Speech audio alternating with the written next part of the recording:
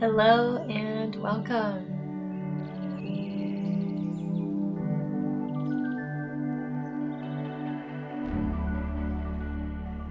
Thank you for joining me for this oracle card reading. You're welcome to stay with me throughout this whole experience, or you can choose to go straight to the message. I invite you to close your eyes for a moment and bring your hands to your heart space. Taking a deep breath in and a deep breath out. Grounding with the support of the earth beneath you and opening to the sky above you. May this message be imbued with the energy of Reiki, charging it with universal love and light for the highest good of all that is. Today's practice is a pick and flip style reading, and so we're going to pick a number from the bag to know which cards to flip to in the decks. So if you enjoy the experience in the process of the selection, I'm going to go ahead and shuffle the card decks here, breathing in the energy that is present here as you watch this video and the energy that's present as the message comes through. Okay. And I'm also curious about what spirit wants us to focus on. So this is going to be a general reading. It's not going to be prompted by a specific question, but more of a general question of what does spirit want us to know? What is in the highest good for us to know as we tune into this message and consider where we are along our path and asking for support, encouragement, excitement, insight. And I gotta turn this around because the water is down here. All right, so we're gonna pick a number from the bag for each card deck, and they're shuffled so that spirit can collaborate with us on which card to choose. So for this card deck here, spirit would like us to look at this number. And for this card deck here,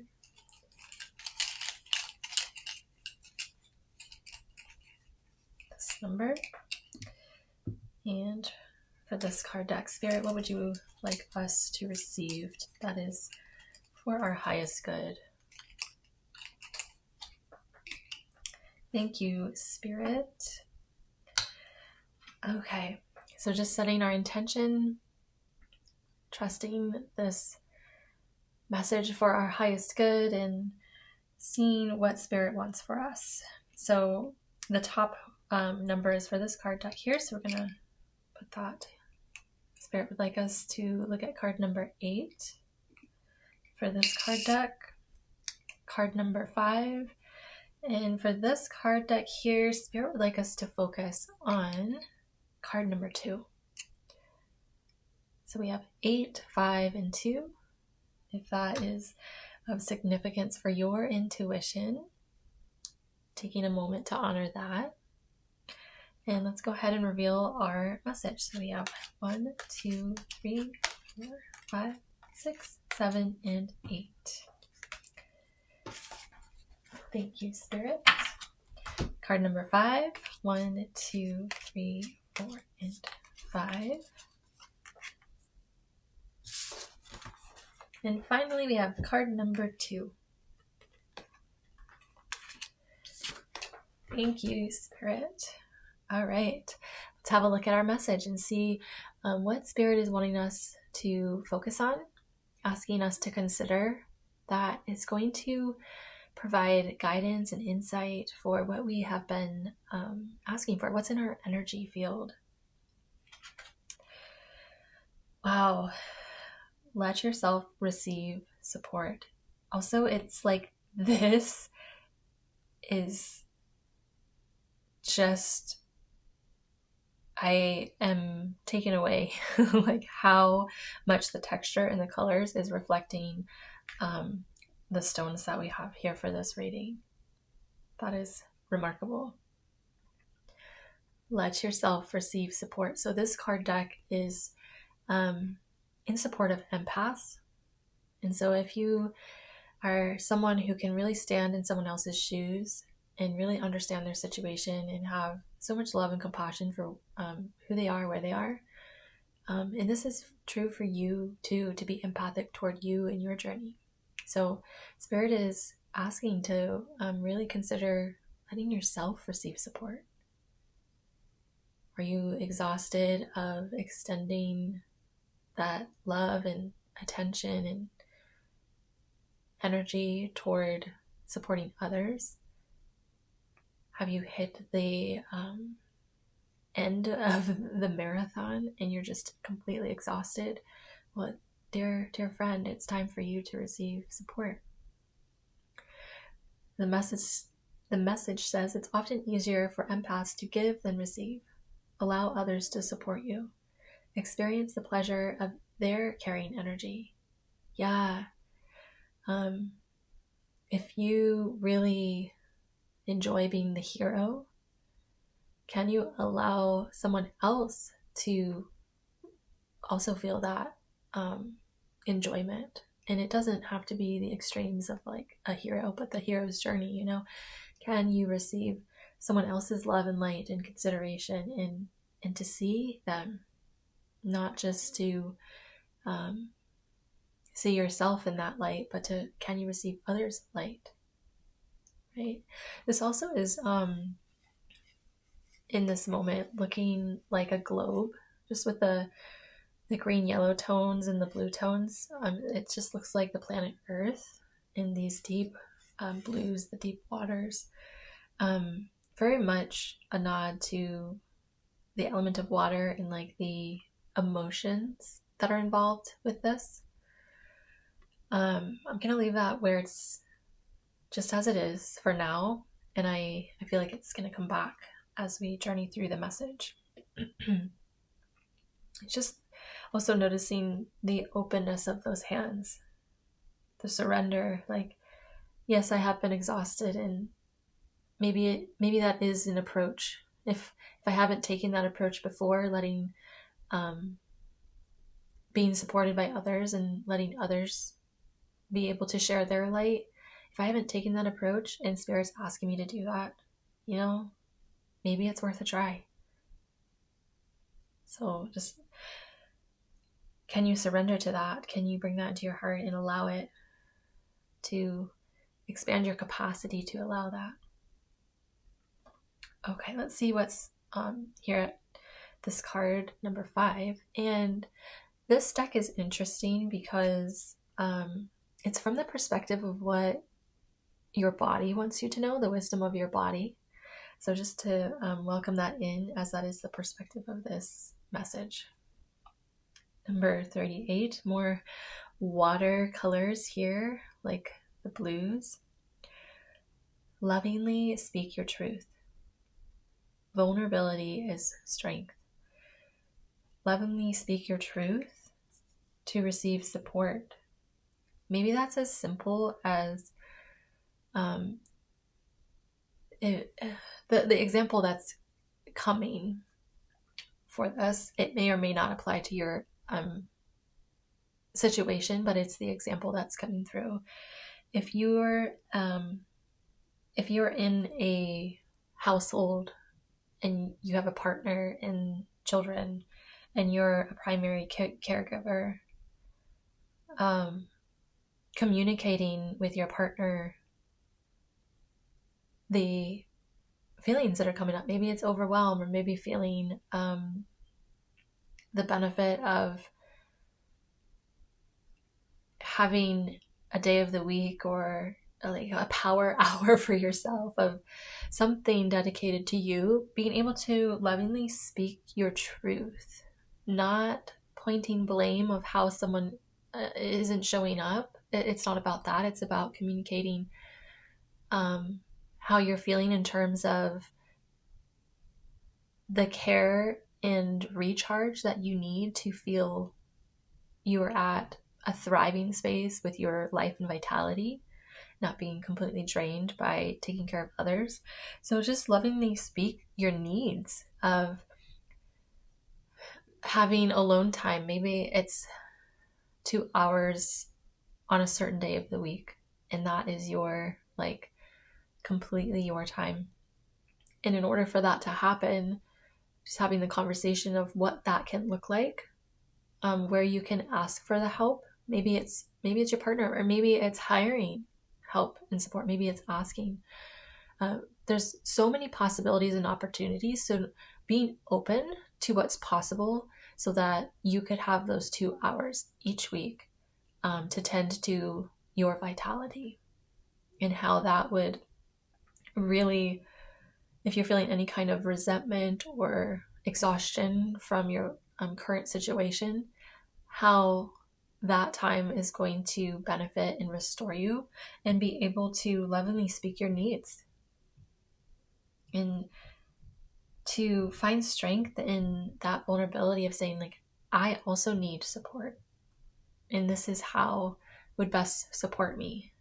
So really getting clear on what that looks like, and not and when this comes into conversation, it's like advocating for your needs and speaking from the truth versus any kind of blame toward anyone else. It's advocating for your needs.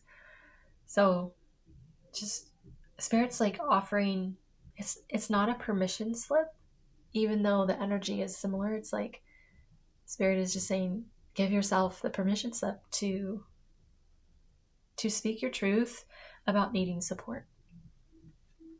And when it comes from a place of advocating for your life and vitality, you'll probably most likely find that there are people who are very ready and available and desire to support you in that. Finally, she's asking for support. We can finally show her all the love that she extends to us, so, or him, or they, just asking for that support. And here for our card number 2, this is the power of surrender deck. So let's see what Spirit is focusing on with what to surrender for making this message a complete message here. Wow, surrender defensiveness. Surrender defensiveness. Defensiveness is a sign of weakness. Interesting, because this says vulnerability is strength, and defensiveness is a sign of weakness. So just letting that be something to contemplate. To communicate in a more empowered way, stay centered and hear someone out, then offer a clear, non-defensive response. I feel like this is amplifying what we were talking about here, is even being able to lovingly communicate your truth versus creating points of blame toward whoever else is in the situation that you need support in, if others are involved. And really allowing yourself time to center so that you're speaking from that place of advocating for what you need versus pointing blame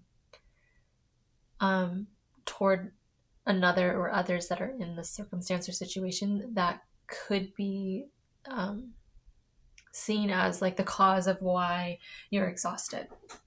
When instead you can, instead of creating an environment or a conversation that would instantly put up their defenses and not hear out your truth of what you need, is speaking and saying, advocating for your needs, like giving clear ideas of what would support you, and asking to come together and collaborate for that to be of support. And you're you're never going to be able to control how someone responds or reacts to what you speak when you're speaking your truth. But you can at least advocate and focus on what you need versus pointing blame is what the message is. And then you don't have to justify speaking from your vulnerability of what you need to be supported. And the vulnerability is having the courage to bring this forth, which is all about courage. Honing that courage is where the strength is.